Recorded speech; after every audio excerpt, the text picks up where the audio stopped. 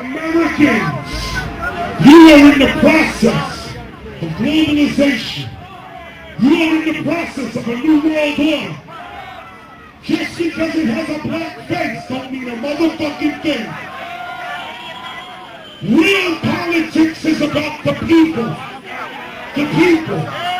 The people. Study the Declaration of Independence. That's poetry.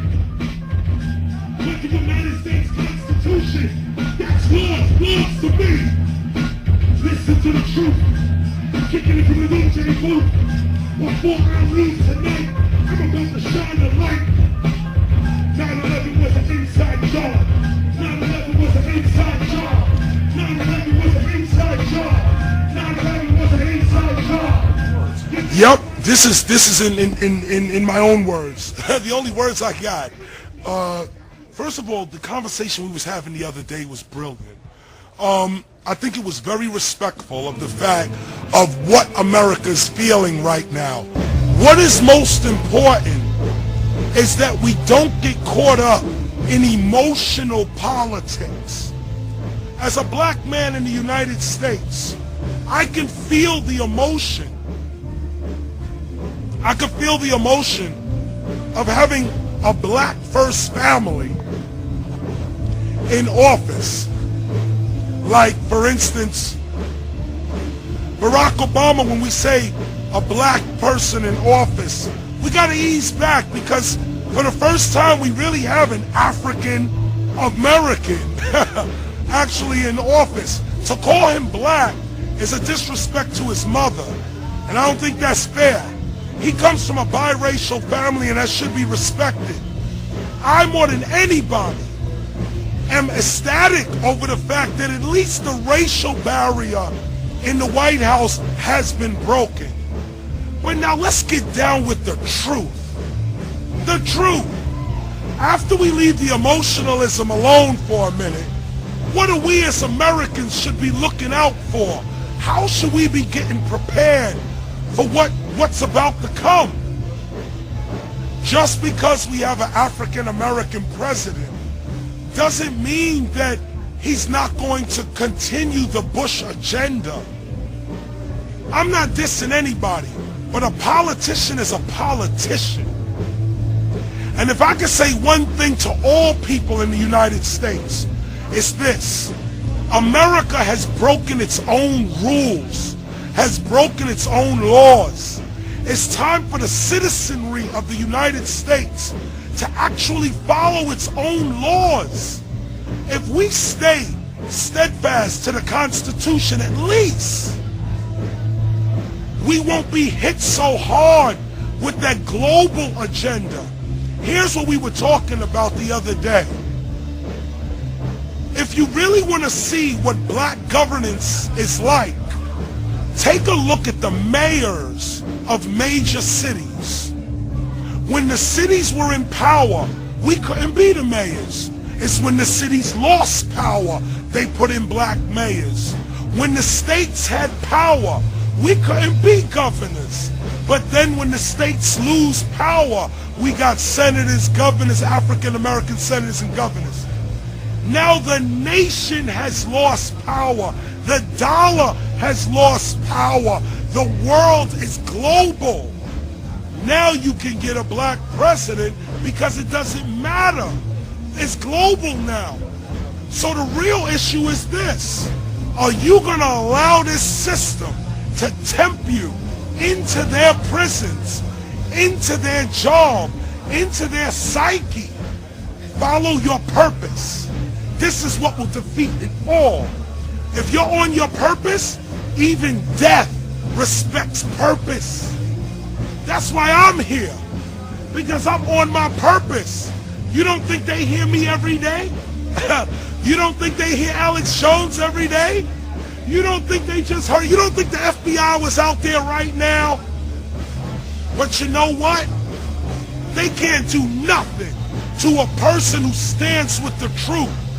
Because I forgot who said it, but I'll quote it. It's a saying that says, what a disadvantage it is to only be able to die for your country one time. The concept is this. Don't get caught up. I said it on stage. They put a black face on the New World Order, and now we all happy. KRS ain't buying it. I never been a voter. This year I voted. Why did I vote? Because I want to be able to critique. That's why I voted. I didn't vote for Bush. I didn't vote for my... You had to repudiate Bush. That's why I said... Yeah. Even if I voted for Bush, he still was going to be... If I didn't vote or did vote, he still was going to be the president. And this is the point. This is the point. If they controlled it before, why would they let go now? Boom! I mean, just repeat what you said on the air. Wait a minute. Wait. Here it is. If they controlled it before, what makes you think they're not controlling it now? The country was on a verge of revolution. They threw a black man up. Now we like this.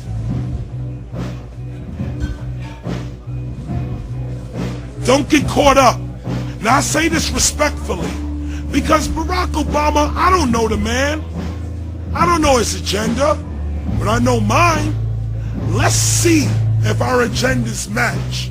I stand with Dr. King. I stand with Malcolm X. I stand with the Black Panther Party. I stand with the Weathermen. I stand with the BLA. Now see, I don't know if my president can stand with that. But if my president frees Mumia Abu-Jamal, maybe he'll get my eye up. If my president could release political prisoners, maybe my eye will go up. If my president can stop ignoring police misconduct, maybe my eye will go up. But I'm not hopeful on that one. The other issue made on the air is that the point is they make it all about him, so when their agenda goes bad, they can blame it on him instead of the power elite. I mean, please speak to that. And then secondarily, if he became a Malcolm X or Martin Luther King or a Bobby Kennedy or JFK, they're going to be like Chavez said 2 weeks ago. So I mean, all I want, people focusing on the puppet masters instead of leading forward, and then you'll know if he's real, he'll put a bullet in him. Right. And let me say this. Nature has a way of perfecting itself. This time, if they try to assassinate the president, I don't think it'll work. In fact, it may happen, but the ones who do it will finally be exposed. The concept is this. If Barack is true to the people, there will be some opposition. If there is opposition, we the people are the ones who are gonna have to fight, not him. The real issue is, we used to say, which side are you on? Which side are you on? I'm not on the emotional side. I'm not on this black side, white side. I don't know what that is. I got black police officers shooting at me every day. I got black senators that want to keep me in poverty. I don't know what that is. But I know what the truth is. The truth come out of anybody's mouth. The truth don't have no color. The truth is that people are hurting. The truth is that they trying to turn us into China. The truth is we're in so much debt that the only way out is revolution or war. So now the question is, what side are you on?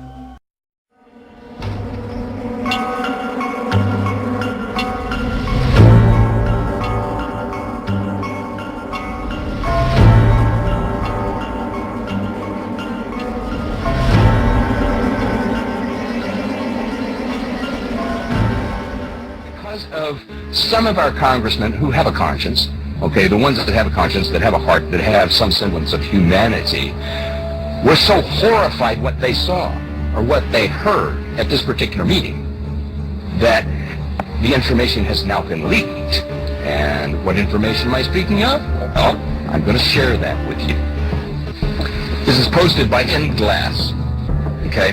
The secret meeting of Congress discusses imminent martial law. This is by B.A. Brooks. It's the United American Freedom Foundation. When am I speaking? I'm speaking about a secret closed-door meeting that took place March 13th of this year of the United States House of Representatives in Washington. And I remember reporting on this, folks. I couldn't tell you anything because there was nothing to tell. But it's interesting to note that in the history of the United States, that this secret closed-door meeting was only the 4th time in the history of this country that such a meeting was held by the House of Representatives. Even though representatives are sworn to secrecy by House Rules number 17, some of the members, probably very few I might add, were so shocked, so horrified, so furious and concerned about the future of America by what was revealed to them inside the secret meeting. Well, folks, they have started to leak this secret information to independent news agencies around the world. The mass media said almost nothing, which is not a surprise, about the secret meeting of the House, mentioning only one of the items that was being discussed: the new surveillance techniques that are going to be used by the U.S. government to watch all of us, all American citizens. The story was first released in a newspaper out of Brisbane, Australia, curiously enough, revealing the contents of the secret U.S. government meeting and plans for America, including all of its citizens. Yes, folks, us. Shortly thereafter, David J. Meyer from the last Trump Ministries found it, and he made it more available for the world to see. Now, hold on to your seats, folks, because this is what has been revealed about that meeting. Number one, the imminent, and I don't say possible here, I say the imminent collapse of the United States economy to occur sometime in late 2008. Now, for those of you who listen to Bob Chapman on Tuesdays, or you've talked to Robbie Noel, or you've had any conversations or listened intently to John Stadtmiller's show, or if you go into kitco.com or watch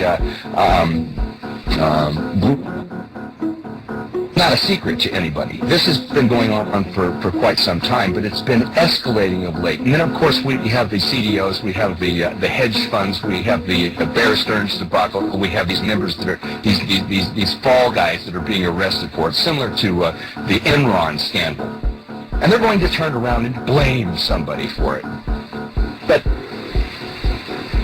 the fact is that, according to this meeting, the imminent collapse of the United States economy to occur sometime in late 2008. All the more reason why Ron Paul should be getting the nomination for the election, because it doesn't make any difference whether it's Obama or McCain. This is what's going to face them. But that being said, okay, the next one is the imminent collapse of the United States government finances sometime around mid-2009. Okay, so let's not, we can rule out the infrastructure inside this country falling apart because the lapdog Congress, including the Democrats, continue to keep allotting more and more money for this occupation of Iraq, which is a waste of $2 billion a week at the expense of all of the programs that they have initiated throughout the history of this country, whether it be for schools or welfare or whatever it is, okay, or roads, or everything is going to waste. Everything is going to hell in a handbasket because of this occupation, this insane occupation. Next one, number 3. The possibility of civil war inside the United States as a result of the collapse. Now, what are they talking about here? They're talking about rioting. Are they talking about food rioting? Well, we can put that on the list of possibilities, as I spoke with you just a few minutes ago about, I wonder, as I looked at this receipt, as I spoke about earlier in the show, where they're sending a warning out right out of a mainstream multi-state grocery store talking about the food that they sold to us most likely or is contaminated with these specific dates on it, and to give it back. And one of the things that went through my mind is, what is the average ignorant American doing when they look at this? Do they have a clue what's going on here? And my mind tells me probably not. Okay, but that was number 3, the possibility of a civil war inside the United States as a result of the collapse. Now remember, folks, they are telling this to our congressional members, and there was a very few of them, who were shocked, horrified, furious, and concerned enough, which means they have conscience enough to leak this story. But listen to number 4. Number 4, the advance, and I emphasize advance, roundups of insurgent U.S. citizens that are likely to move against the government. Now, what does that mean? Likely to move against the government. How do they define move? Are they talking about taking up arms? I wonder.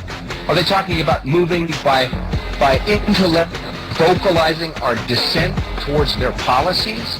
What specifically are they talking about when they say likely to move? And then, of course, number 5, it goes on to say the detention of those rounded up at the Rex 84 camps constructed throughout the United States. That's number 5. Number 6, the possibility of public retaliation against members of Congress for the collapses. Well, now let me... and I want to emphasize, if I were to move against the government for a collapse of our economy, for public retaliation against members of Congress for the collapse, and I want to emphasize it, you know who would be in my sights for something like that? If I were, I'm not going to, folks, I want to clarify, but if I were, Nancy Pelosi would be right there on the top, because I remember her campaigning for her position at her congressional seat back in early 2006, talking about George Bush. He needs to be impeached. We need to stop this Iraq war. And once she got elected, all that was off the table. And yet we've had the one, Congressman Dennis Kucinich, who's put forth these impeachment articles both towards Cheney and Bush, and Nancy Pelosi has swept him under the rug. Can you say bought off and compromised? I can. Let's see, that was number 6, I believe. Okay. The location. Now they are telling our Congress critters about the location of safe facilities for members of Congress and their families to reside during this massive civil unrest. So they're giving them a place to go. They're telling them that there's going to be the possibility of public retaliation against members of Congress for the collapses, and they're giving them the location of safe facilities for members of Congress and their families to reside during this massive civil unrest. And of course, then they go on to tell them the necessary and unavoidable merger of the United States with Canada and Mexico, establishing the North American Union. See, so this is their solution. Remember, problem, reaction, solutions. Let's see, what is it? Let's see, it's thesis, antithesis, synthesis.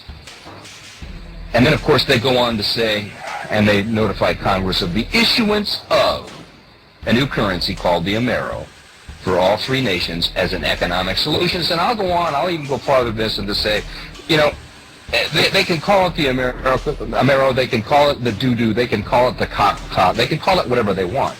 But I'm going to go on to say that we're not going to be able to physically feel it, hold it, touch it, drive it down the road, hold it in our hands. We're not going to be able to put it in our piggy banks or anything, folks. I believe that they will institute what they have been trying to do for a long time, which is indeed the cashless society. And if you don't want to play ball, they're just going to turn off your chip, or they're going to put a little red flag against you in their computer system, and you will not exist anymore. That's my prediction. I could be wrong, but I don't think so. Okay.